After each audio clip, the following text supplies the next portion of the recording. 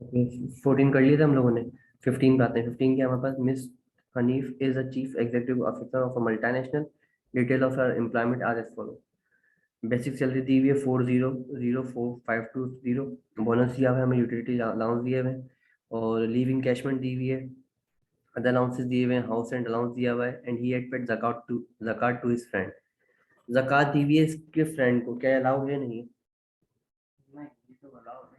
ये अलाउ नहीं है। अगर सिर्फ उसने लिखा ही पेड, वो ही पेड ज़कात लिखा होता तो खाली, तो वो मानते कि उसने वो डिडक्टेबल होता।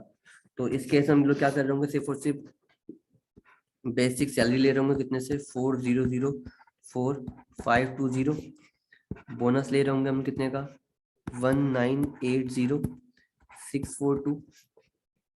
यूटिलिटी अलाउंस आ रहे होंगे कितने के, 400,425 और लीव इनकैशमेंट आ रही होगी। लीव इनकैशमेंट आ गई कितने, 5,38,083। अदर अलाउंसेस उसने दे दिए कितने हमें, 90,000 से। हाउस रेंट अलाउंस की वो लिमिट थी, हाउस रेंट अलाउंस तो बिल्कुल थी। कितनी थी, 45%।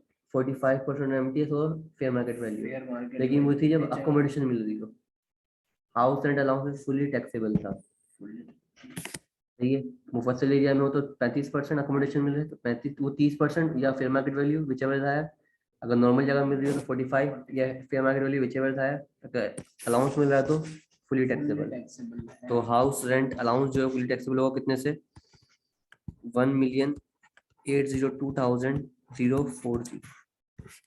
तो ये अमाउंट कितना हो गया, खाली इसको हम कैलकुलेट कर लें।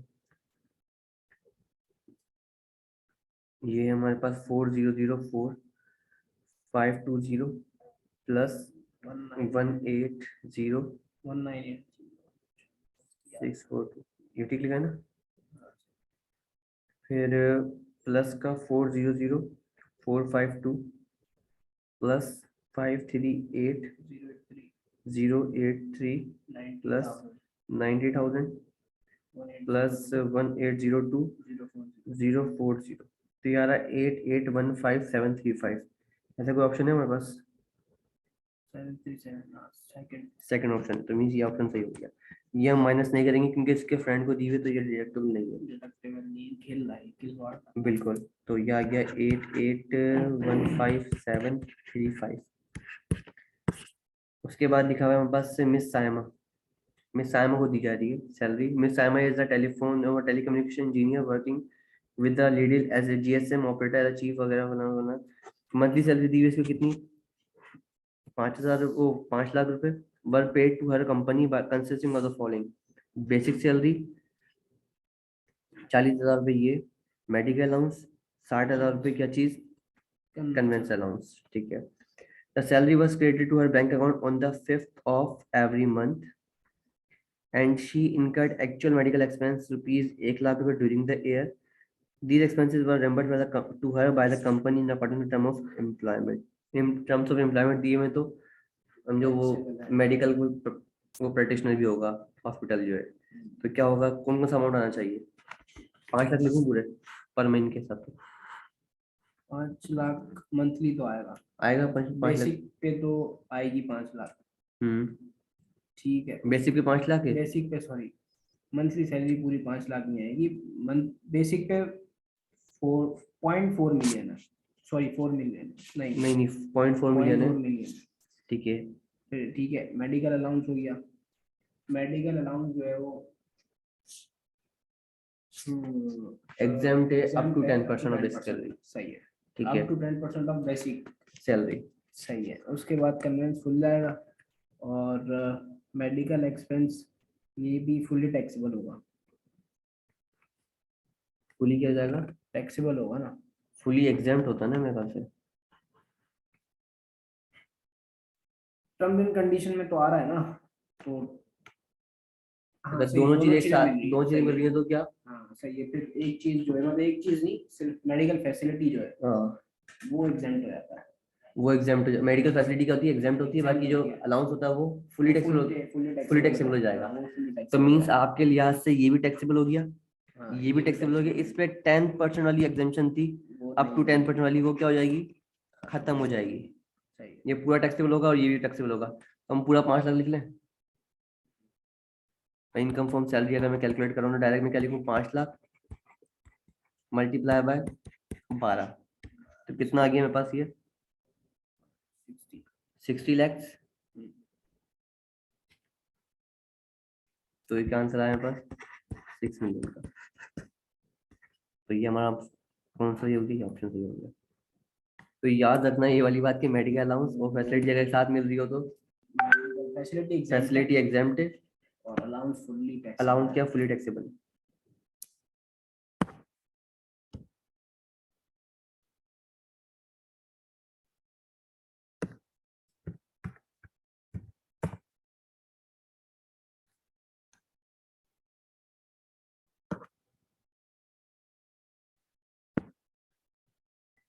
तो मेडिकल अलाउंस क्या हो जाएगा, फुली टैक्सेबल हो जाएगा, और फैसिलिटी क्या हो जाएगी, पूरी पूरी एग्जाम्पशन हो जाएगी इसकी।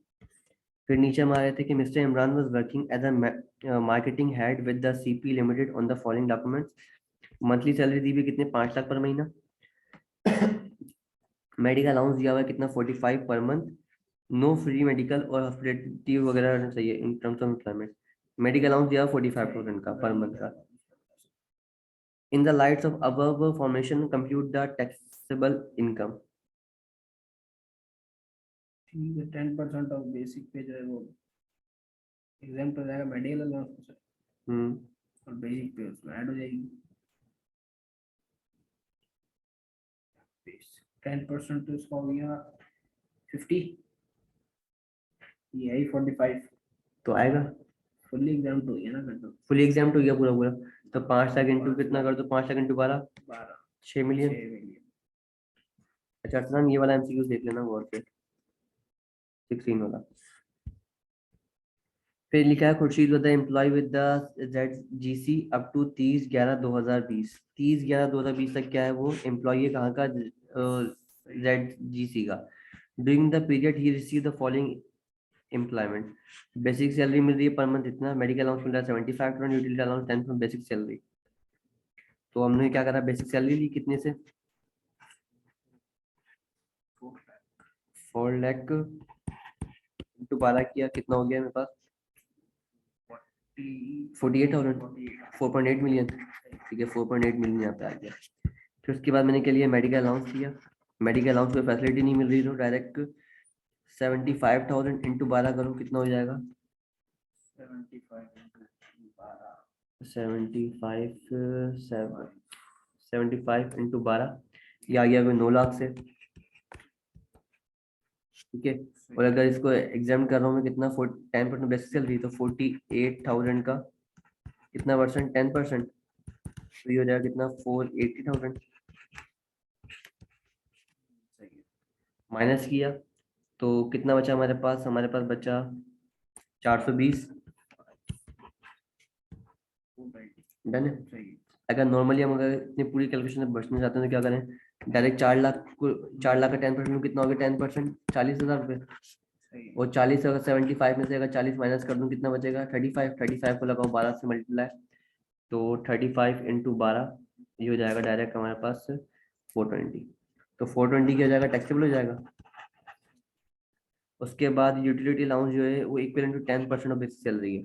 तो बेसिक सैलरी क्या है मेरी, ये इसका लूँ 10% या मंथली का लूँ 10%।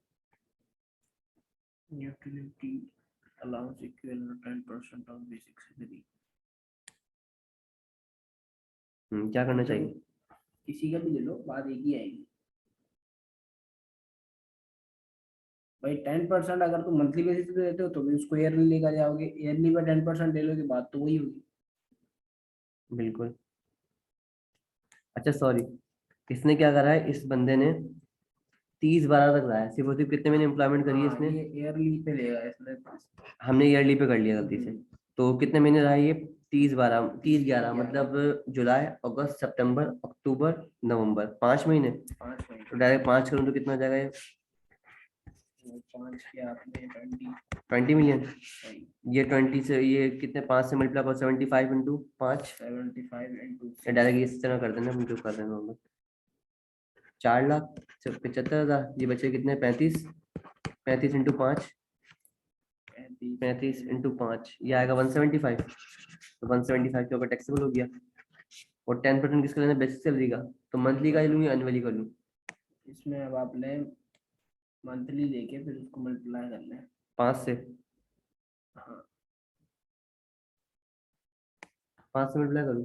5 से तो बात तो सेम है ना, अगर 20 अपना 20 लाख को भी मल्टीप्लाई करूँ अगर मैं 0.1 से, तो 5 महीने इसमें मल्टीप्लाई हुए हुए ना ऑलरेडी। हाँ बस सीधे इसका 10% तो यूटिलिटी अलाउंस क्या करूँ, 2 मिलियन का 10%, ये कितना आया, 2 लाख रुपए। आप चेक कर लो, 40 लाख की बात कर रहा हूँ मैं, इसमें कितना आया 10%, 40,000। 40,000 इंटू 5 करो, वही 2 लाख रुपए। तो टोटल अगर इनको सम कर लें कितना हो गया, 5 7 3 2 0 0। तो आंसर कौन सा है मेरे पास, बी वाला ऑप्शन। डन है। अब 19 वाला, calculate the taxable income of the अवेस with the following information. Basic salary दी हुई है इन्होंने कितनी मुझे, 245,000 पर मंथ। अलाउंस दिए में कितना, 21,000 पर मंथ के। Reimbursement of personal expenses incurred up to 15% of the annual basis salary, ठीक है, रिम्बर्समेंट हो रही है। And 250,000 accounts of the hospitality charges of his daughter was made after the forensic hospital bills showing that the national entity number of hospital. These will are also attested with the certified by the RSL। RSL समझे इसका वो काम करता था। तो ये दो point समझ में आ रहे हैं हमें। इसका क्या करेंगे रिम्बर्समेंट वाले का? रिइंबर्समेंट वाले का वो कहते हैं कि medical expenses up to medical reimbursement of personal medical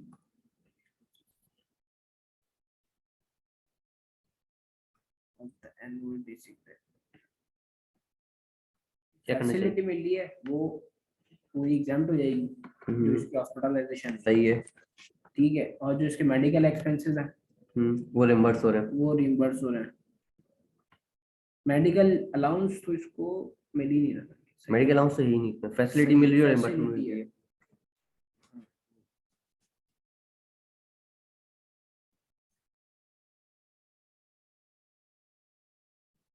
याद नहीं आ रहा। हम लोगों ने 2 कॉलम पढ़े थे, एक में हम लोगों ने नाम लिया था मेडिकल अलाउंस का, एक में नाम लिया था हम लोगों ने फैसिलिटी एंड और रिम्बर्समेंट। एक ही चीज ली थी। अगर सब चीजों के एम्प्लॉयर से अटेस्टेड वगैरह सब चीजें हैं तो क्या होगा, फुली टैक्सेबल हो जाएगा। टैक्सेबल नहीं हो जाएगा, एग्जाम्प्ट हो जाएगा, टैक्स नहीं देना। एम्प्लॉयर अगर इन टर्म्स ऑफ एम्प्लॉयमेंट दी हुआ है तो, दिया हुआ है तो। दोनों चीजें अगर ले रहा है तो होगी ना। नहीं ना। अगर फैसिलिटी ले रहा है सिर्फ हाँ तो एग्जाम्प्ट होगा। एग्जाम्प्ट होगा। अगर एम्प्लॉयर की कंडीशन में है तो अगर एम्प्लॉयर नहीं कर रहा है इसको तो क्या हो जाएगा, वो फुली टैक्सेबल हो जाएगा। इन टर्म्स ऑफ एम्प्लॉयमेंट नहीं है, क्योंकि यहाँ पे क्या बोल दिया उन्होंने, the bills were attested and certified by RSL. वहाँ पे काम करता है आरएसएल के पास, तो पूरा पूरा क्या हो जाएगा कॉलम, एग्जाम्प्ट हो जाएगा। तो क्या क्या अमाउंट आ रहा होगा मेरे पास, 245,000 इंटू 12, और कितने हैं 245 12 इंटू 21,000, और 21 को 12 से मल्टीप्लाई करो, कितना हो गया मेरे पास टोटल,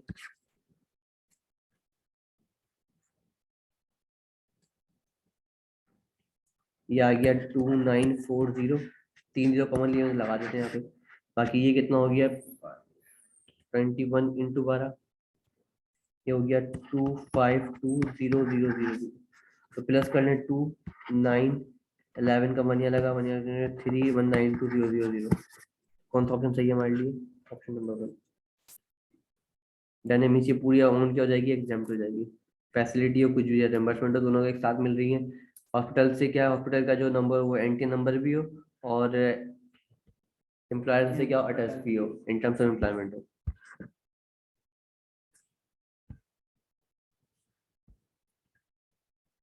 ठीक है। उसके बाद क्या कह रहा है यहाँ पे, mister Baba is working as a general manager finance in Hi-Fi Limited for the past 2 years. Detail of his monthly employment during the year ended as follow. Monthly salary दी हुई है, अलाउंस दिया हुआ है, मेडिकल अलाउंस दिया हुआ है, और he and his family were cover under the health insurance वाला वगैरह वगैरह वगैरह। ये वाला इंतजाम छोड़ा क्योंकि अभी हेल्थ इंश्योरेंस हम लोगों ने नहीं पढ़ी, तो इसको हम छोड़ देते हैं। इसके आगे वाले एमएमसी को यहाँ पे ले आते हैं 2 मिनट में। आगे कंटिन्यू करें। अब आगे क्या कह रहा है कि परक्यूसेट अपना value of perquisite is defined in कौन सेक्शन में बताई गई है? असल में जवाब दे सकते हो बोले। 13 में ये तो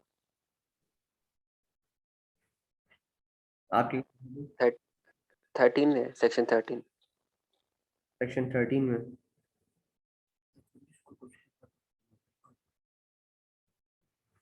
तो क्या लगता है आपको किसमें होगा? है 11 के अंदर नहीं ना। देखो सेक्शन सैलरी का सेक्शन स्टार्ट ही कहाँ से हुआ है? 12 से 12 से स्टार्ट। ना भाई। सेक्शन सैलरी का स्टार्ट ही 12 से हो रहा है, तो 11 से कैसे होगा? 12 जो है वो किस चीज का है? 12 जो है वो है सैलरी का। सेक्शन 12 जो है वो है सैलरी से रिलेटेड। 13 जो रिलेटेड है उसकी परक्यूसेट से रिलेटेड है। 14 जो है वो है एम्प्लॉय शेयर स्कीम से रिलेटेड। 15 से हम आ जाते हैं कहाँ पे? Income from property. ठीक है, तो वैल्यू ऑफ परक्यूसेट कहाँ से रिलेट करता है? सेक्शन नंबर 13 से। Value in any item provided by the employer in cash, kind और कैश और नॉन ऑफ दीज। परक्यूसेट्स कैसे मिल रही हो? कौन सी अलाउ करेंगे हम लोग? जो कैश में मिल रही हो, इन काइंड मिल रही हो, या दोनों में मिल रही हो, या नॉन ऑफ देम? दोनों में मिल रही है। रेमन जी, इन काइंड का थोड़ा समझा देना, काइंड क्या पूछ रहे हैं, मतलब कि इन काइंड कैसे? बाबू आपको कैश नहीं दे रहे हो, आपको गाड़ी दे दी, तो काइंड में होगा ना ये। काइंड में आ जाएगा। तो किस में आएगा? काइंड में, कैश में, या दोनों में? ये किसी में भी नहीं। ये काइंड में आएगा। अगर लेट से वो आपको कैश दे दे, आप ऐसे अगर इस हिसाब से देखें तो दोनों आ सकते हैं, क्योंकि काइंड और कैश में। क्योंकि अगर कोई वैल्यू पर कदर से नहीं ले रहा गाड़ी वगैरह, तो फिर ऑफ कोर्स बेसिक सैलरी के साथ मिलके पे सैलरी में आ जाते, ऐड हो जाते हैं। अगर आपको लोन अगर माफ कर दे, तो भी परक्यूसेट में था ना, होगी हमारे पास। क्या? तो लोन देता है आपको अगर वो, और अगर लेट से वो नहीं ले रहा वापस, माफ कर देता, तो क्या होगा? क्या मतलब, समझा नहीं मैं। भाई हम लोगों ने परक्यूसेट के अंदर एक आइटम लाइन करी थी कि अगर आपको लोन मिल रहा हो, अगर लोन दे रहा है कौन? एम्प्लॉयर दे रहा है लोन आपको, और उसने माफ कर दिया, हम्म। हो गया। हम्म। दोनों चीज आ गई, माँ। पॉइंट भी, हाँ। कैश वाला भी, तो काइंड ऑफ कैश दोनों हो सकते हम्म। हैं। हाँ। थर्ड वाला हमारे पास है कि what is taxability of the house rent allowance. Allowance मिल रहा है तो क्या होगा सब? Fully taxable, 45 MTS, fully taxable. और आप क्या कह रहे हो अरसलन? ये फुली टैक्सेबल होगा अगर ये क्या नाम है, रूरल एरियाज में अगर कोई हाउस दिया गया है तो फिर 45%, ये 30% आएगा। और अगर बताया नहीं है सिटी तो, एरिया में है तो बताया फिर हुआ- 45 होगा। वैसे टैक्सेबल है फुली टैक्सेबल। ये थ्री का क्या लगाऊं मैं? फुली टैक्सेबल लगाऊं या 45 एमटीएस? Fully taxable. पक्की बात है? ये समझो ये मुफस्सिल एरिया में नहीं लिखा हुआ, ये मुफस्सिल एरिया में नहीं है। हाँ हाँ, ये फुली टैक्सेबल है। पक्की बात है। अगर देखो अकोमोडेशन मिल रही हो ना, अकोमोडेशन मिल रही है, तो वहां हम सोचेंगे कि कहाँ कहाँ आ रहा है, नॉर्मल में या मुफस्सल में। तो अगर नॉर्मल है तो 45%, 45। या तो hmm. Fair market value whichever is higher. यहाँ पे 30% ऑफ हम्म। एमटीएस या fair market value whichever is फिर हायर। मैं। ये अलाउंस मिल रहा है तो फुली टैक्सेबल हो जाएगा। अलाउंस अगर है तो, हाउस रेंट अलाउंस हो जी, fully- टैक्स फुली टैक्सेबल। तो इसका ऑप्शन क्या होगा? Fully taxable. पर नीचे लिखा हुआ है the which of the following the valuation of accommodation shall not be less than.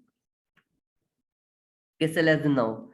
45%, 30। 30%, 40% या 30? 30% से, हम्म, 30% से कम ना हो। 30% से या 45% से? हाँ। यहाँ पे क्योंकि वो एरिया तो कह ही नहीं रहा। भाई तो अगर एरिया नहीं कहेगा ना, तो हमने नॉर्मल एरिया की बात कर रहा हूँ। नॉर्मल एरिया तो 45% होगा फिर। 5%, अगर कुछ नहीं लिखा हो तो नॉर्मल एरिया कंसिडर करेंगे हम। हम्म। तो अच्छा, अगर ऐसे जक़ात लिखी हुई है, जक़ात के आगे कुछ भी नहीं लिखा हुआ, तो ये क्या माइनस करूंगा नहीं करूंगा मैं? करेंगे। करेंगे minus। अगर जक़ात लिखा हुआ है ही पेड जक़ात बाय बैंक, हाँ, तो ये तो वो जक़ात तो बैंक की एक्सेप्टेड बाय बैंक, तो क्या माइनस करेंगे नहीं करेंगे? समझने कैसे, मतलब कि बैंक बैंक ने कर दिया तो खुद कैसे करेंगे फिर? भाई जक़ात ने आपके वैसे रखे हुए हैं अपना बैंक अकाउंट में उसके, लेकिन ज़कात उसने ना बैंक ने डिडक्ट कर ली है। हाँ अब वो मानेंगे, अब वो अपने एक्सपेंसेस से माइनस करेंगे नहीं करेंगे? हम नहीं नहीं, एक्सपेंसेस से कहाँ माइनस करेंगे? नहीं माइनस करेंगे। नहीं, वो ज़कात का एरिया तो फिर अलग हो जाता है ना, भाई देखो ज़कात वाली चीज जो वैसे, टैक्सेबल इनकम में कहाँ आता है फिर? अगर ज़कात जो है ना, ज़कात कुछ बताया हुआ नहीं है तो मीन डिडक्टेबल है। क्या तुम टोटल इनकम में से क्या तुम माइनस कर सकते हो? ज़कात हम्म डिडक्ट बाय बैंक, बैंक ने क्या डिडक्ट कर हम्म दी, तुम भी क्या करोगे, डिडक्टेबल है। लेकिन अगर ज़कात हम्म दी जा रही है किसी जानने वाले को, पड़ोसी को, फ्रेंड को, किसी को भी, तो वो क्या है, हम्म। टू फ्रेंड फैमिली वगैरह किसी को भी, तो क्या है, वो नॉट अलाउड इट, उसको डिडक्ट नहीं कर सकते आप। ठीक है। अच्छा, तो फिर वो अपनी इनकम में से मतलब कि जाएंगे, बट एक्सपेंस में हम काउंट नहीं करेंगे। टैक्सेबल एक्सपेंस के लिए माइनस नहीं होगा। अच्छा सही। ठीक है। अगर बैंक करता है तो उसमें ऐड होता है। हाँ, बैंक वाला भी मानता है कि यार बैंक ने जो माइनस किया होगा बिल्कुल सही बंदे को दिया होगा, जो जो टैक्स वाले ने अलाउ किया। चलो सही, ठीक। MTS minimum time scale, maximum minimum time, time scale, minimum time scale, या tax scale? Minimum MTS minimum time scale है।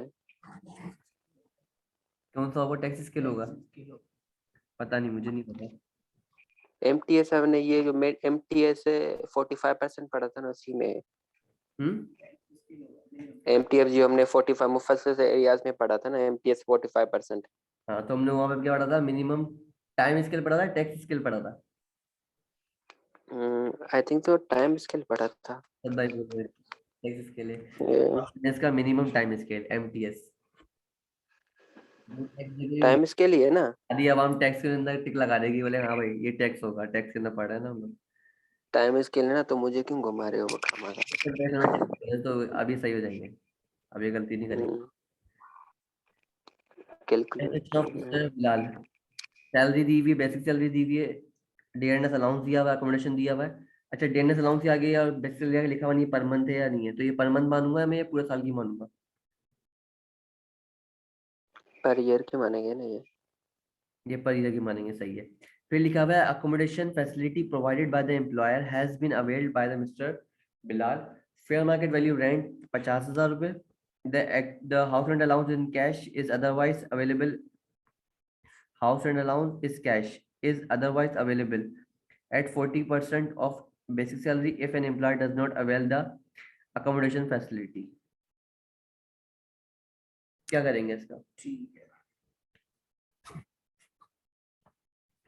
भाई बेसिक सैलरी वाला पॉइंट आप कवर कर लोगे आराम से। आपने बोला कि बेसिक सैलरी जो इसकी कितनी है भाई, 140,000 है। हमने कहा ठीक है। ये स्क्रीन दिख रही है, कलर चेंज करूंगा अरसलान? दिख रही है, सही है। ठीक है ना? अच्छा, डीएनएस अलाउंस कितना है हमारे पास? डीएनएस अलाउंस आपको ठीक दिख रहा है ना, 20,000 रुपये। इसमें क्या करेंगे, फैसिलिटी क्या लेंगे, हाउस रेंट अलाउंस लेंगे 40% ऑफ बेसिक सैलरी, या अकोमोडेशन लूंगा? ये दोनों लेने का बोल रहा है ये।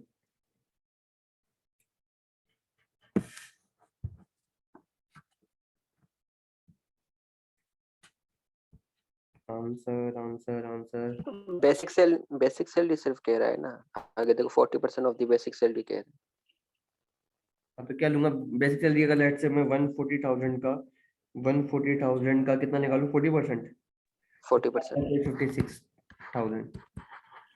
तो मैं क्या चार्ज करूँ, 56,000 चार्ज करूँ, 50,000 चार्ज करूँ?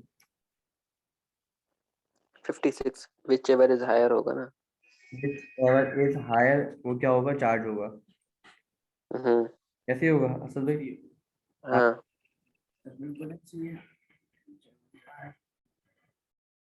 तो मैं अगर आपको बोलूँ कि यार ये पेन दो आप, और आप ये स्टार्ट कर दो जरा लिखना, जॉब करना चाह रहे हो ना?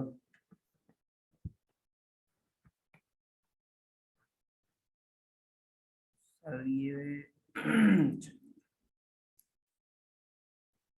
बेसिक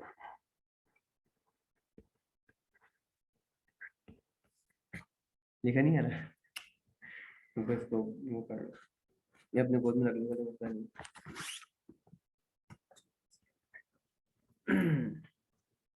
असल में मोबाइल में कैलकुलेटर खोल के आप भी सॉल्व कर सकते हो। 40%।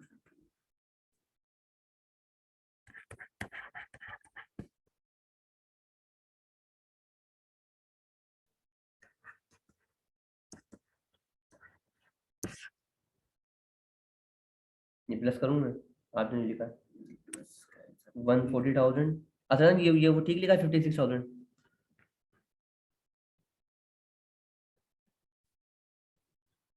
टू 16,000 बड़े ऑप्शन है क्या? सही है। यही है। असलन ठीक है, ये यार आपका भी।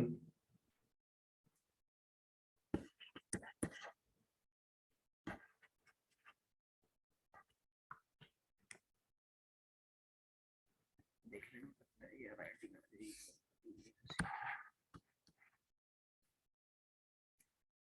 मार्कर चेंज करिए करो।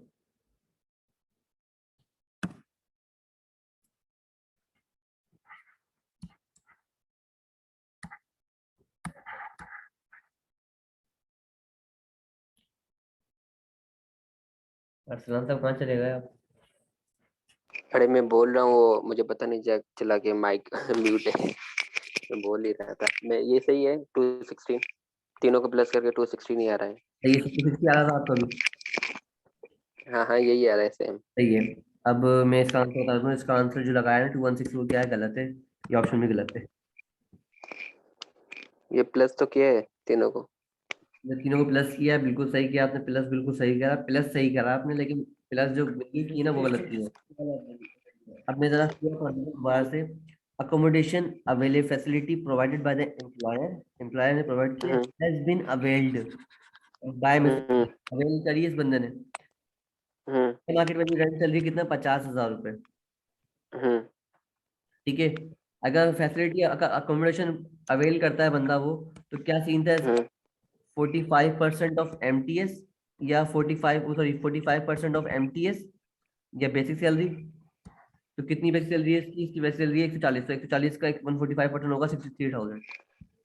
63,000, या अगर लेट फेयर मार्केट वैल्यू ली मैंने, कितना आ गया? 50,000 रुपये। इन दोनों में से कोई अगर चीज अगर हो तो फिर इसने बोला हुआ है आगे, अगर बंदा फैसिलिटी नहीं ले रहा तो हाउस रेंट अलाउंस दिया मैंने ना, house rent allowance in cash if otherwise available 40% of the basic salary if an employee does not avail the accommodation facility। अगर वो बंदा अकोमोडेशन की फैसिलिटी नहीं लेता तो क्या दे दो उसको? हाउस रेंट अलाउंस दे दो 40% ऑफ बेसिक सैलरी। क्या उस बंदे ने अवेल किया ही नहीं किया फैसिलिटी?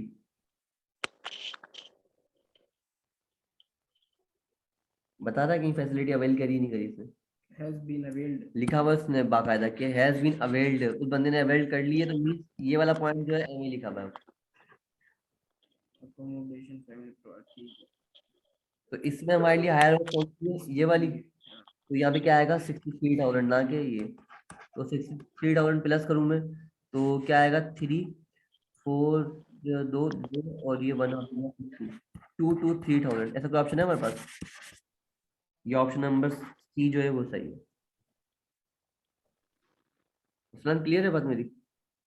हाँ क्लियर है। नीचे आते हैं। 223। बिल्कुल। which amount is taxable in the hands of employee, alternate amount or 40% of MTS salary, whichever is the lower।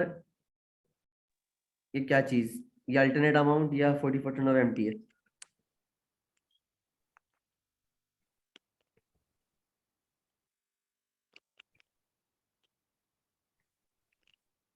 whichever is higher or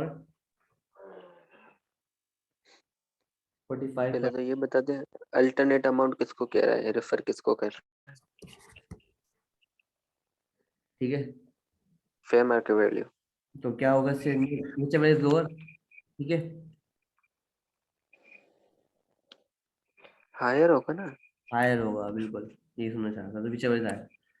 फिर नंबर 8 पे लिखा हुआ है compute the taxable income of Miss इकरा।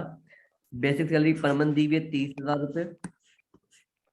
उसके बाद 30,000 रुपये दी हुई है। Accommodation provided by employer, monthly rent दिया हुआ कितना? 30,000 रुपये। यूटिलिटी एक्सपेंस दिए हुए हैं for the year made by his employer 41,000 rupees. तो अच्छा साहब क्या करेंगे? इसका अकोमोडेशन दी हुई है कितने की बोल रहा है? पर मंथ आ रही है 20,000 रुपये। और मैं 20,000। तो ये मंथली फेयर मार्केट वैल्यू पे दिया हुआ है या वैसे दिया हुआ नॉर्मल असली है? समझो फेयर मार्केट वैल्यू दिया हुआ है हमें, तो क्या करें हम लोग, बेसिक सैलरी 30,000 रुपये इंटू 12, तो कितना होगा 36,000, 3,60,000 रुपये। फिर अकोमोडेशन दी मैंने कितनी, 20,000 रुपये की, तो मैंने अकोमोडेशन पे गया, अकोमोडेशन पे कितनी मिल रही है, मंथली रेंट आ रहा है, let's say fair market value अगर आ रही है 24,000 रुपये, और 240, अच्छा सॉरी 240,000 अगर 3,60,000 का अगर निकालू कितना परसेंट, 45%, तो कितना आएगा 3,60,000 का 45%,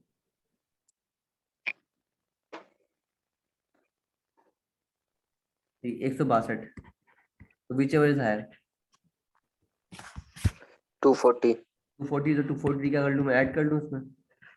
फिर उसके बाद यूटिलिटी एक्सपेंसेस दिए मैं कितने के लिए, 41,000, तो 41,000 के क्या करूँ, यूटिलिटी अलाउंस कर दूँ,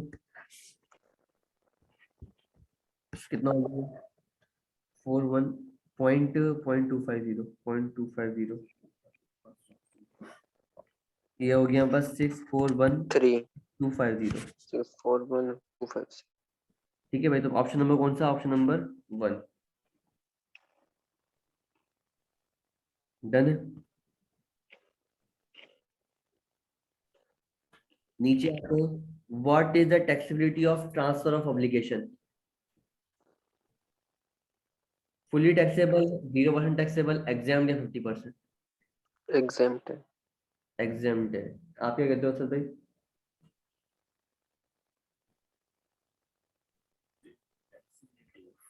ट्रांसफर ऑब्लिगेशन,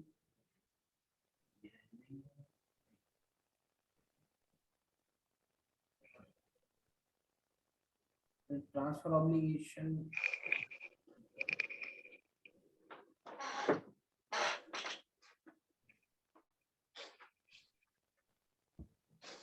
फिर उसको हम आगे पढ़ लेंगे, ये छोड़ना अभी, अगर इसका आंसर देखा जाए तो ये होगा, समझेंगे हम इसको बाद में। ये ट्रांसफर ऑफ ऑब्लिगेशन को हम छोड़ रहे हैं, अभी आगे पढ़ रहे हैं। लिखा था taxability of transfer of property is, अगर प्रॉपर्टी ट्रांसफर की जा रही है तो taxable fair market value reduce by the amount receive, amount paid, या none of these.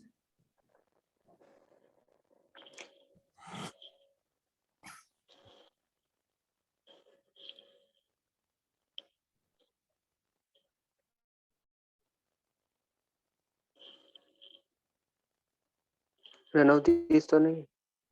Non of these लग रहा है मुझे भी, आप भी बता सकते हैं।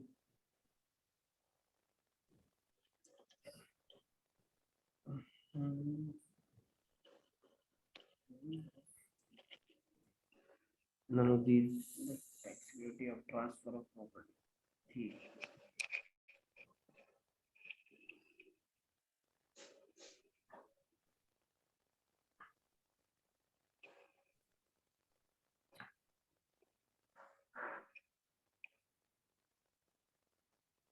टैक्स पेड तो दिया हमने, लेकिन पता नहीं एक अंदर टिक लगाना चाहे तो हम क्या करेंगे, बायर अपनी प्रॉपर्टी ट्रांसफर कर रहा है। तो मुझे नन ऑफ दिस ही लग रही है। अच्छा भाई, अगर लेट्स से फॉर एग्जांपल कोई प्रॉपर्टी अगर है, बिजनेस की कोई प्रॉपर्टी है, इमूवेबल है, कोई भी चीज है, कोई प्रॉपर्टी वगैरह, कोई लेट्स से वो उसकी फेयर मार्केट वैल्यू चल रही है, लेट्स से कोई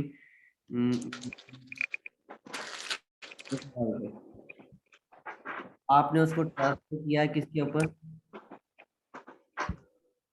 आपने उसको ट्रांसफर किया है, लेट्स से मैंने अपने एम्प्लॉय को ट्रांसफर किया है, लेट्स से कोई 700 में, तो 300 रुपये क्या करेंगे, मैंने पे किए होंगे, मैं 300 क्या, मुझे फायदा हुआ है, फायदा हुआ है। तो मैंने क्या करा, फायदा वाला टैक्सेबिलिटी किस पे होगी, तो टैक्सेबल फुली टैक्सेबल होगा अमाउंट, ये पूरा अमाउंट टैक्सेबल होगा, या fair market value reduce by amount receive, जो अमाउंट रिसीव हुआ इसको होगा, या fair market value reduce by any amount paid, जो अमाउंट पे हो चुका है, जो अमाउंट पे हो चुका है उसके अलावा जो अमाउंट बचेगा वो क्या करोगा, टैक्सेबल होगा, ये टैक्सेबल होगा ना हमारे लिए, तो ये हाँ B. Market dues by reduce by amount paid, हमने कोई अमाउंट पेड किया है और कोई प्रॉपर्टी मिल रही ज्यादा की, जितने पैसे मैं नहीं पे कर रहा हूँ क्या होगा, ऑब्लिगेशन मतलब मेरे लिए क्या बने, टैक्सेबिलिटी बन जाएगी। डन है।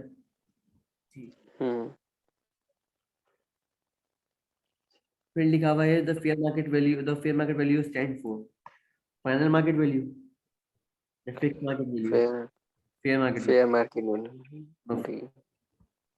नंबर 12 का क्या होगा? No, so same.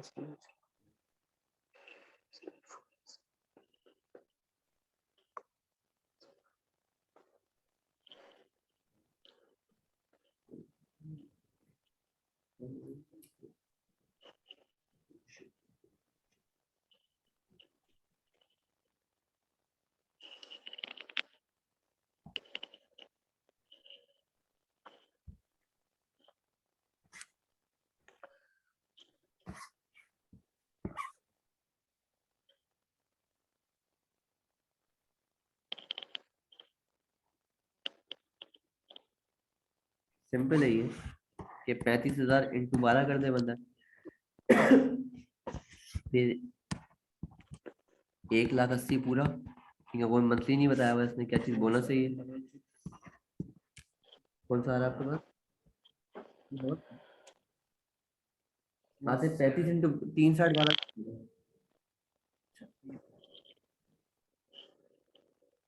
35,000 है। 420 4,20,000। 4,20,000 है 35 इंटू 12 करने पे। हाँ हाँ 20,000 रुपये, 1,80,000 ये house rent allowance per month दिया हुआ है, हाउस रेंट अलाउंस पूरी टैक्सेबल होगा ये। तो कितना अमाउंट मिला, 18,000 इंटू 12, 18 का 1,80,000 कितना हो रहा है, 216,000, 216,000। इसके बाद हाउस रेंट अलाउंस मिल रहा है कितने, यूटिलिटी अलाउंस मिल रहा है कितना, 50,000 पर मंथ, तो 50,000 इंटू 12, 60,000 रुपये, वो 6 लाख रुपए फाइनल लिखा हुआ है, सॉरी। वो कितना हो गया, 50,000, मतलब हमें आके खोल के करना पड़ेगा आपका में। तो ये क्या हो गया, 6 5 1 6 6 6 6 6 6 16, सही है। तो 6 यहाँ पे लगा, 1 ऊपर चला गया, तो 5 6 6 नहीं सॉरी, ये 8,66,000 866,000। तो ऑप्शन कौन सा होगा, 3 ऑप्शन, 8,66,000। 8,66,000। जाने यहाँ तक। हम्म Mr. Hamza has been working as an engineer in a local company. Basic salary 1 lakh रुपए, मेडिकल अलाउंस 15,000 रुपए, यूटिलिटी अलाउंस 10,000 रुपए, rent free accommodation, having having monthly rent of 20,000 रुपए, और कैश इन ऑफ, ठीक है। और however he adopted the rent free accommodation, ठीक है, रेंट फ्री। क्या करेंगे इसमें? ये yearly 1 लाख रुपए yearly बताई गई है ना बेसिक सैलरी। रेंट फ्री सब yearly बताया हुआ है। मंथली रेंट कैश यार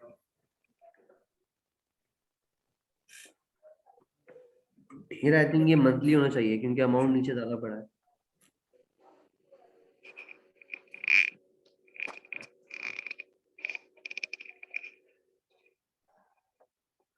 ये ऊपर अमाउंट एक मुझे कैलकुलेशन करने दो, कितनी आएगी, 12 lakh plus 5,000, 5,000 into 12, 5,000 into 12, 7,000 plus 12,000, 1,20,000।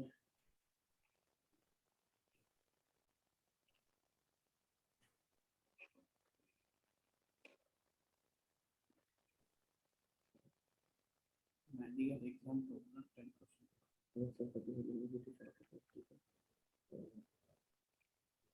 Plus 12 lakh का 45%।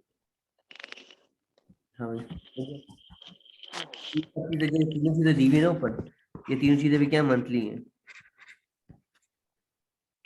कोई पता क्या चला कि देखो ऊपर 1 लाख रुपए दिया हुआ है, नीचे कितना अमाउंट दिया हुआ है, 1 मिलियन का अमाउंट दिया हुआ है, 2 मिलियन का अमाउंट दिया, तो ऑब्वियसली बात है कि मंथली होना चाहिए। तो अगर मैं देखूं तो बेसिक सैलरी मेरी कितनी आ रही है, 1 लाख इंटू 12 मेडिकल अलाउंस दिया हुआ है मुझे। मेडिकल अलाउंस अगर मैं देखूं तो 15,000 रुपये हमें कैलकुलेशन दिखानी हुई है वहाँ पे, कैलकुलेटर पे करनी है। तो 15,000 का मैं इसका 10% निकालूं कितना आएगा, 10,000 रुपये। एक जीरो कम कर लो, तो कहाँ तक एग्जाम होगी, 10,000 तक एग्जाम होगी, तो 5,000 देना पड़ेगा। तो 5,000 इंटू 12 करो तो कितना हो गया, 60,000 रुपये।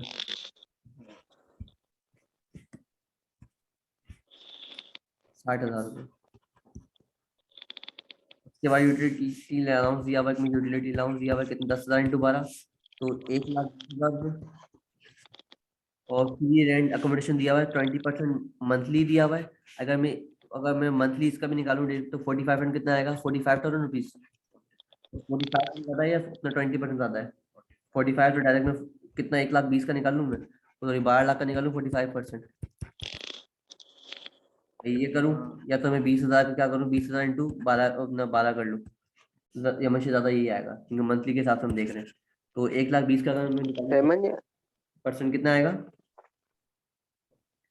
12 का 6 लाख, 6 लाख का 5 लाख आएगा। हेमंत इसका क्या क्या मेडिकल अलाउंस 15,000 है तो 5 मल्टीप्लाई 12 क्या है? भाई देखो, हमने क्या करना है, हम अगर पूरा एक एक चीज लिखें कैलकुलेटर के, अपना अपना यहाँ पे लिख रहा हूँ पेपर के अंदर, टाइम ज़ाया होगा बिला वजह के लिए, क्योंकि वो शो तो करेगा नहीं नहीं वर्क। नहीं मैं वो देख रहा हूँ, वहाँ पे 15,000 है, यहाँ पे 5 से मल्टीप्लाई के तभी पूछ रहा था। 10,000 रुपये था मेडिकल अलाउंस। एग्जाम कब तक है मेरे पास, 45% ऑफ बेसिक सैलरी। तो अगर मैं 1 लाख का हम्म मंथली, अगर मैं देखूँ मंथली कितना आ रहा है, 1 लाख रुपए, 1 लाख का 10% निकालू कितना आएगा, 10,000 रुपये। तो मंथली के हिसाब से देखा जाए तो 5,000 बच रहे होंगे मुझे, ऊपर देने पड़ेंगे। वो 45% तो उसमें है ना, क्या नाम है, अकोमोडेशन में। मेडिकल में तो 10% था। 10% तो बोलो, 1 लाख का अगर मैं 10% दूँ तो कितना आएगा, 10,000 रुपये। सही। एग्जाम कहा था कि एग्जाम अप टू 10%। हम्म तो 10,000 से ऊपर कितने पैसे ऊपर मिल रहे हैं मुझे, 5,000 रुपये। तो 5,000 इंटू 12 कर दो, अच्छा 60,000। ऐसे किया है, सही। डन है। हम्म सही। बाद मैंने अकोमोडेशन का था कि अकोमोडेशन का लगाऊं तो 1 लाख का 45% कितना आएगा, 45,000। और मंथली कितना मिलेगा मुझे, 20,000 रुपये। तो कौन ज्यादा कौन सा है मंथली के हिसाब से, 45%।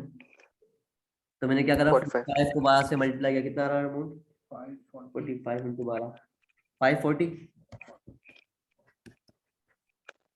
तो कितना हो गया, 0 0 0, 4 2 6, 6 और 6 12, 12 का 2 यहाँ पे आ गया, 1 ऊपर चला गया, 5 6, 6 6 6 6 7 8 9 और ये 1 ऊपर, तो 1/200, फर्स्ट वाला सही।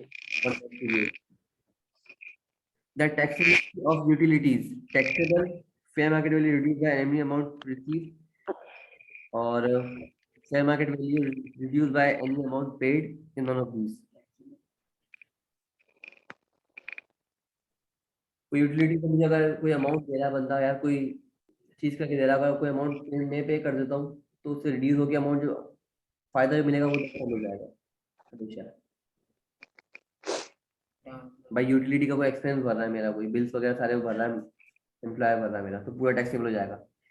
ठीक है, लेट से उसने बोला कि यार कुछ अमाउंट तुम भर दो, बाकी में हम बेयर कर रहे हैं। तो जितना भी बिल आएगा उसमें 2 लाख रुपए मैं 200 में भरूंगा, बिल आया लेट से 500 का।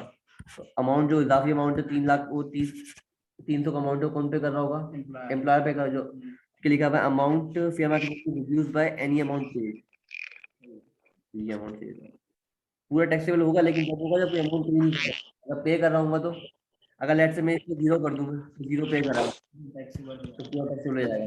तो लेकिन जब अमाउंट पे कर दो उसको पे को दिखाओ, क्या आप वाले 0 पे करोगे माइनस करोगे अमाउंट आएगा।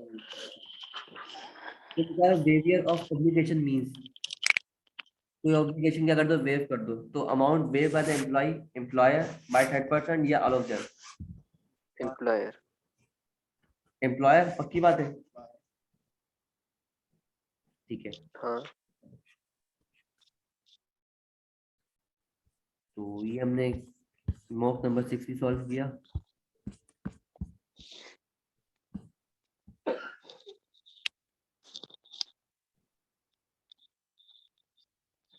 क्या चीज थी और,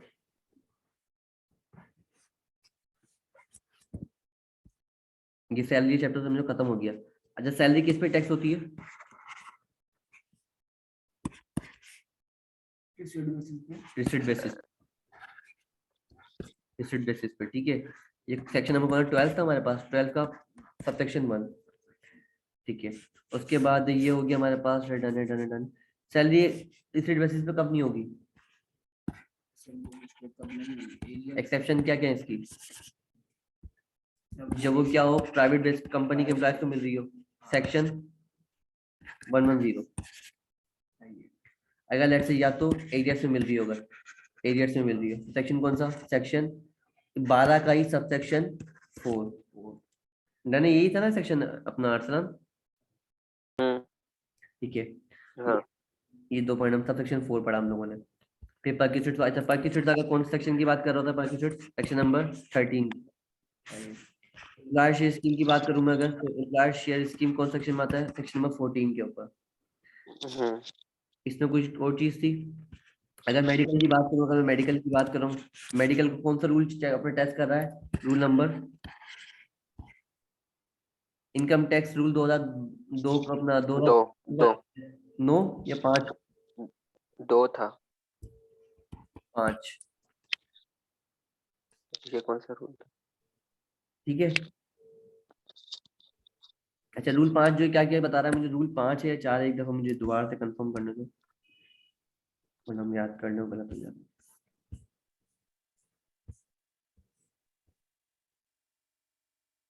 सही है 5, ठीक है। रूल नंबर 5 अपना किस चीज का?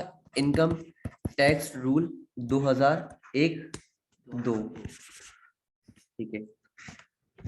तो ये रूल क्या बता रहा है? अगर लेट्स से फॉर एग्जांपल कोई फैसिलिटी मिल रही है या रिम्बर्समेंट मिल रही है इन टर्म्स ऑफ, अब इसमें 2 केस होते हैं, इसमें 2 केस क्या बताया हुआ है? अगर इन टर्म्स ऑफ एम्प्लॉयमेंट मिल रहा है तो फुली एग्जेम्प्ट।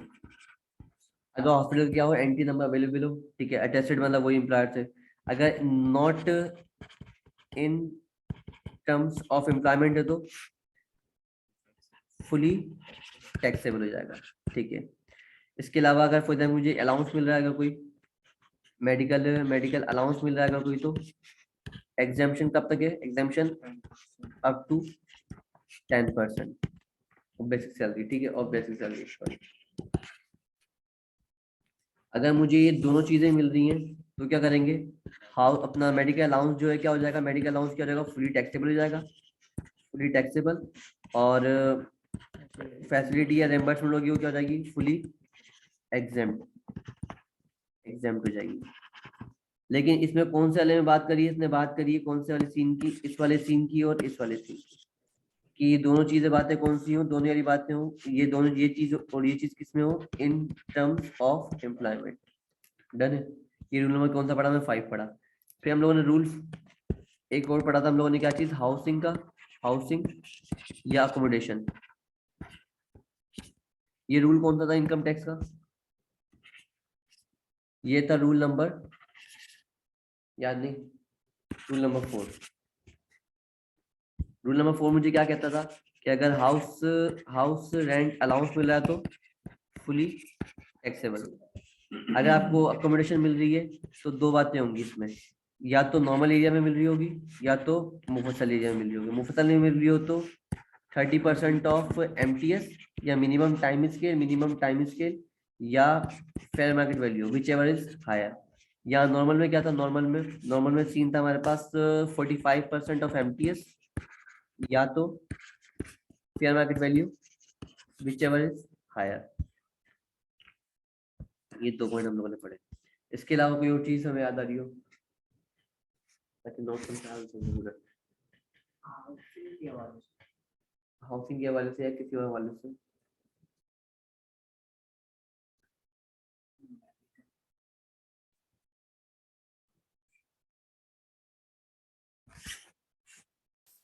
बस ये चीज थी ना हमारे पास।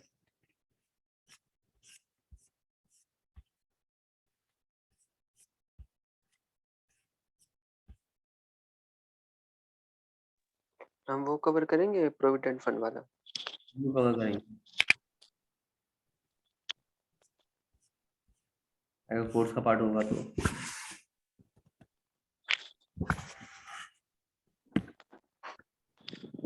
हमारे पास कोई ना कोई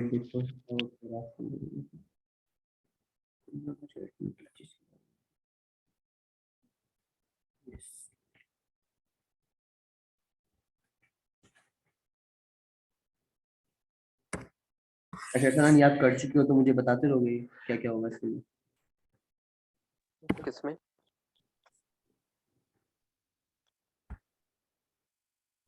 ईपीएस वाले के अंदर कर लिया ना आपने ईपीएस वाला? कौन सा? एम्प्लॉय प्रोविडेंट फंड वाला, नहीं, एम्प्लॉय शेयर स्कीम वाला। शेयर स्कीम वाला? एक मिनट चेक कर लेता हूँ।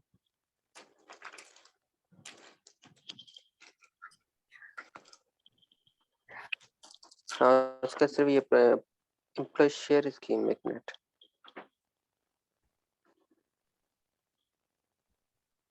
वो मैंने यहाँ पे नहीं लिखा हुआ। नहीं वो नहीं, हमने पढ़ा था, किया हुआ। पढ़ा था हमने।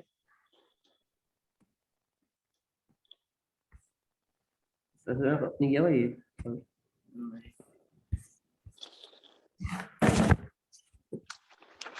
हाँ भाई, हमने तो फिर कर दिया भाई। कितने टाइप के शेयर हम क्या कर सकते हैं, इशू कर सकते हैं।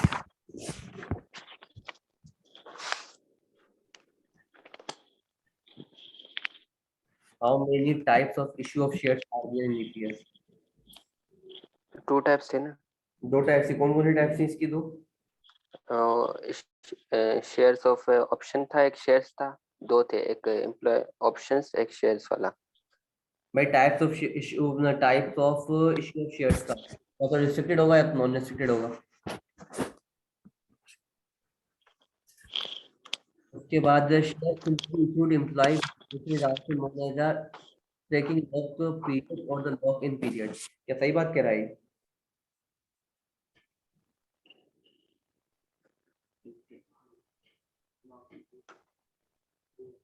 ट्रू बात है। फिर लिखा हुआ issue of shares without any restriction taxable in the year of. कोई रिस्ट्रिक्शन नहीं है, तो कब टैक्सेबल होंगे? कोई रिस्ट्रिक्शन नहीं है, डिस्पोज ऑफ। नहीं, जब शेयर इशू की जाएंगे। ये एम्प्लॉय शेयर स्कीम की बात कर रहा है, कैपिटल गेन की बात नहीं कर रहा। अपने एम्प्लॉय ने आपको शेयर दिए, कोई रिस्ट्रिक्शन नहीं, कब जब चाहे बेचो, जैसे मैंने आपको दिए आप क्या करोगे उस टाइम पे टैक्सेबल दोगे, इससे बेनिफिट आपको होगा। यहाँ पे the issue of shares with restriction in the taxable in the year of. अगर कोई रिस्ट्रिक्शन लगा दी मैंने आपको कि आप 2 साल से पहले नहीं बेच सकते, तो आप कब टैक्सेबल करोगे? जब आपके पास फ्री राइट होगा। राइट्स हो जाएंगे। फिर issue of shares without restriction is taxable at, किस पे होगा taxable? Actual cost of share, fair mark अपना। अच्छा, कोई रिस्ट्रिक्शन नहीं है अगर, तो किस पे टैक्सेबल होगा? Fair market value at the time of issue of shares या actual cost of the share? Actual cost पे होगा ना। एक्चुअल कॉस्ट पे। कॉस्ट पे जब हम परचेज कर रहे, जब हमें एम्प्लॉयर दे रहा है नहीं है, फेयर मार्केट वैल्यू पे होगा। फेयर मार्केट वैल्यू होना चाहिए या ब्रेकअप वैल्यू पे?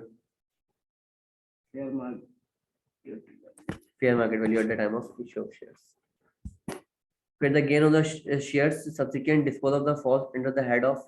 अच्छा, shares of gain of shares subsequently dispose of, जब डिस्पोज ऑफ बेचते हैं तो किस पे गेन कहाँ पे जाएगा? कैपिटल गेन का है। कैपिटल गेन पे आएगा। Good, very good. Capital gain section कौन सा पढ़ते हैं हम? 37। ठीक है, अगर प्राइवेट कंपनी की शेयर तो 37 ए। ठीक है, अगर ज्वेलरी वगैरह कुछ कर रहे हो तो कौन सा सेक्शन है वो? 38। आइटम बताया मैं कहाँ पे? 38 सेक्शन 5 में बताया। आइटम जो बताया मैं, कॉइन, ज्वेलरी वगैरह, ये सब चीजें, painting, unique items. Gain on the options, option पे कोई गेन हो रहा तो डिस्पोजल के टाइम पे कब कहाँ पे आएगा वो? ऑप्शन के टाइम हाँ।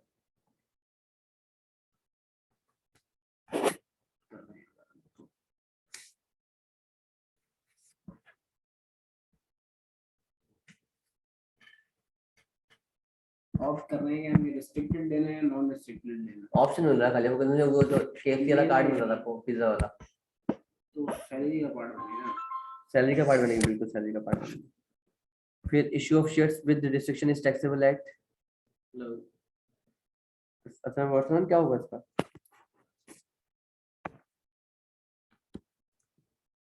तो ये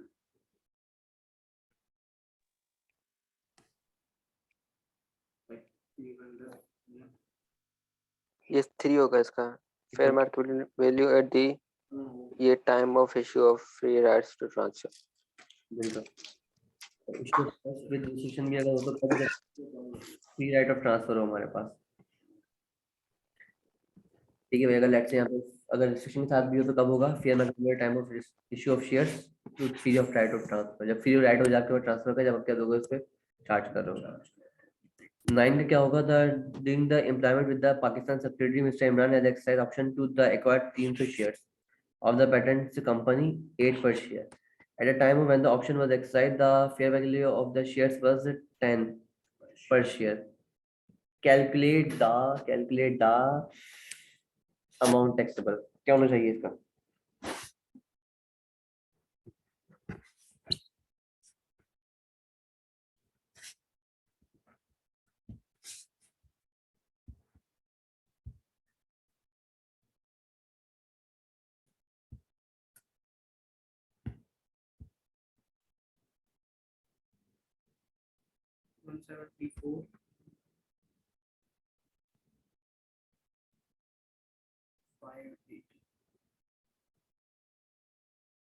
क्या ऑप्शन आ रहा है? 174 फर्स्ट वाला है। 174 पक्की बात है? मेरा तो ये आ रहा है, फेयर मार्केट वैल्यू पे करेंगे ना। हो सकता है। At the time when the option was exercised.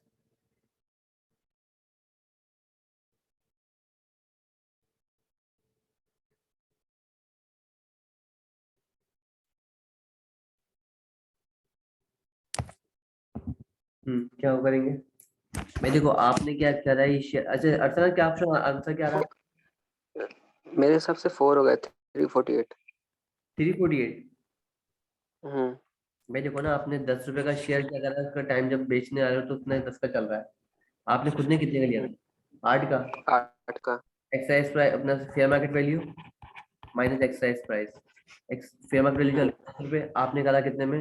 8 में। कितने का हो रहा है? 2 का गेन। $2 पर डॉलर 580 का 580। 580 मल्टीप्लाई 2 और इसको मल्टीप्लाई कर देंगे 300 से तो 348 हो रहा है। ऑप्शन बहुत एक्सरसाइज सही है, एक्सरसाइज कर लिया आपने।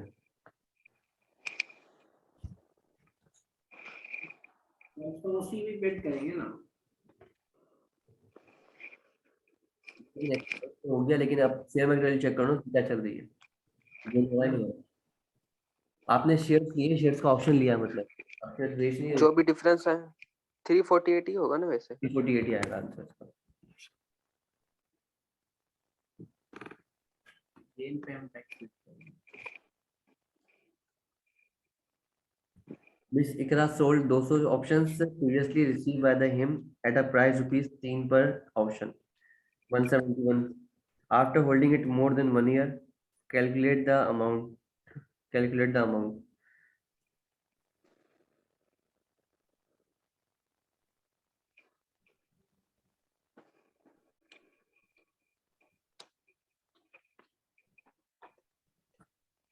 ये मैंने सॉल्व किया था, मैंने 2 लिखा था इसका, एक मिनट 10 का, हाँ 2 लिखा है, मतलब के 102,600।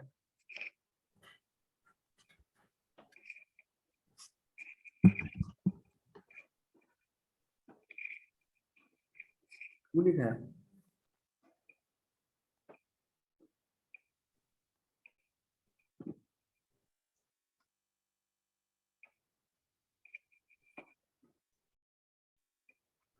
Sold kiए थे 200 shares option previously received by the him. The price rupees 3 per option. Continue after holding it more than 1 year. Calculate the amount taxable. Direct 200 into 171, तो ये आ गया मेरे पास कितना? 34200। सही है, तो 34200। फिर 11 पे आते हैं। Mister Hamza exercise the right to acquire money of 300 shares and made a payment rupees 9 per share, having already paid $1 and fair market value on the share on that date was $15. How was it?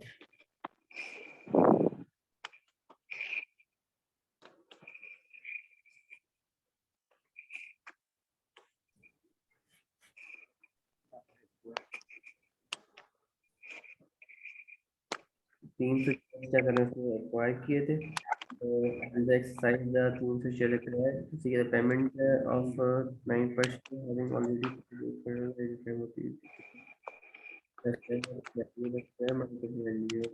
Standard day 15।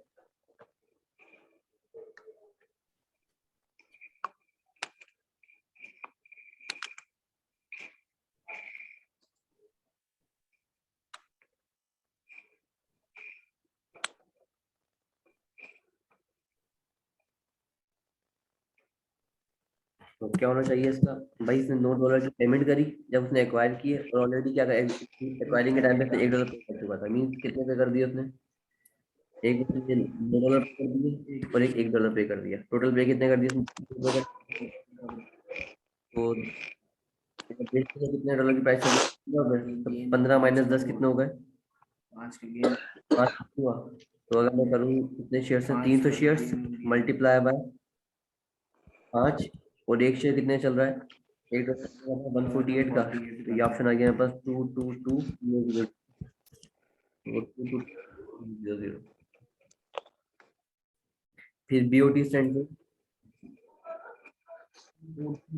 Board of one board of trustees provident fund are दिया है, कितने type के provident fund होते हैं हमारे पास, 3 मैंने पढ़ा नहीं है अभी तक। कंपोनेंट्स कितने होते हैं इसके, 3 ही होते हैं। अच्छा, ये वाला सता है special payment aside from lieu of in lieu of leave was available to Mr. Ahmed. The voluntary waived his right to receive such payment. 75% taxable, 25% taxable, if not taxable, taxable, या 75% is exempt due to waive none of these.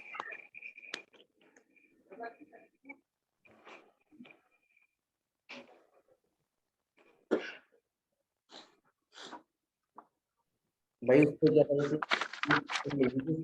वो leave ली थी ना उसकी आपको payment लेगा, निकल गया 75% payment मिली, आपने मतलब जानी मैं नहीं ले रहा, रख लो अपने पास, ये टैक्सेबल होगा, टैक्सेबल नहीं होगा, या एग्जाम्पशन हो जाएगा, एग्जाम कर दिया जाएगा कि वो नहीं ले रहा बंदा, इन दोनों दीज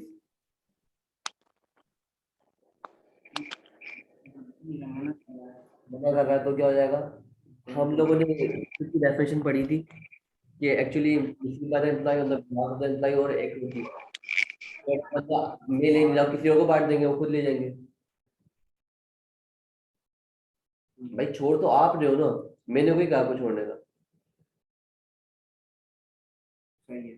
सही है भाई, जैसे हम लोग रेंट वाली बात पड़ी थी कि रेंट लेट से मार्केट में चल रहा है 20,000 रुपये, आप ले रहे हो 15,000 रुपये, मैंने कहा 15,000 लेने का, आप भले किसी रिश्तेदार को क्यों दे रहे हो, तो पूरा ले लो उससे 20,000 रुपये, नहीं ले रहा आपकी मर्जी ना, 20,000 का अपना 15 ले रहे हो, 5,000 नुकसान कर रहे हो, टैक्स वाला किस पे टैक्स करेगा, फेयर मार्केट, इस लिहाज से इसका ऑप्शन क्या होना चाहिए,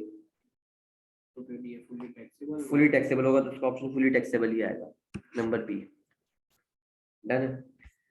फिर इसमें डेफिनेशन वो रेट ऑफ इनकम, लेकिन वो रिसेट भी तो नहीं कर रहा ना, क्या मतलब, रिसीव भी तो नहीं किया उसने। रिसीव नहीं करे भले, मिले तो है ना उसको एक बेनिफिट, भाई ऐसे अगर फेयर मार्केट वैल्यू में देखता था, अगर 20,000 चल रही है और हमने रेंट चार्ज के एक्चुअल रेंट कितना चल रहा है, एक्चुअल मैंने आपसे लिया कोई दोस्त, तो मेरे 15 ले रहा हूँ रेंट, 5,000 का रेंट लिया मैंने, मैं रेंट ले ही नहीं रहा, तो नुकसान हो रहा है मुझे, लेकिन टैक्स वाला किससे चार्ज करेगा, फेयर मार्केट वैल्यू पे एक्चुअल में, फेयर मार्केट वैल्यू पे, अब मिले तो नहीं है ना मुझे 5,000 रुपये, सही। तो मैं इस पे भी क्या दूंगा, टैक्स दे रहा हूँ, तो 75 में टैक्स देना। Receipt of income is written in the कौन सेक्शन में लिखा हुआ है, ये हम लोगों ने पढ़ी थी, 100% बात है, जब हमने बोर्ड पे पढ़ते थे लैब जब फिजिकल होती थी हमने, तो ये थी 69 के अंदर, सेक्शन 69 में 3 ऑप्शन बताए थे, made available to the employ on the behalf of the employ, और एक और ऑप्शन है मुझे याद नहीं आ रहा, तो 3 चीजें पढ़ी थी हम लोगों ने कभी।